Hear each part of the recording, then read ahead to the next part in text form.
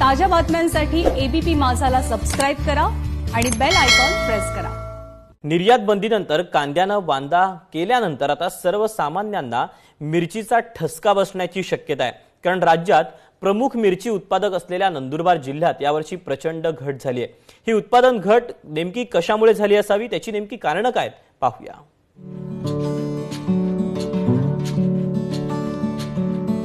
नंदुरबार जिल्ह्यात मिरचीची बहरलेली शेती बघायला मिळत असे, मात्र यावर्षी जिल्ह्यात झालेल्या पावसामुळे मिरचीच्या उत्पादन क्षमतेवर परिणाम झालाय। मिरची उत्पादक शेतकरी असलेले सोमनाथ माळी यांनी 13 एकर क्षेत्रात मिरचीची लागवड केली। दरवर्षी 300 क्विंटल मिरचीचं उत्पन्न होत असे, मात्र यावर्षी त्यात तब्बल 70 ते 75% घट झाली आहे।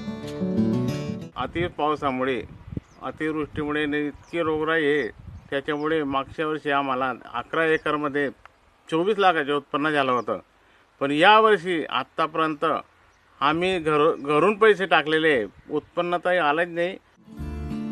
नंदुरबार जिल्हा सर्वात मोठा मिरची उत्पादक जिल्हा म्हणून गणला जातो। त्यात मिरचीवर होणारा रोगांचा प्रादुर्भाव आणि अतिरिक्त पावसामुळे त्यात घट होते।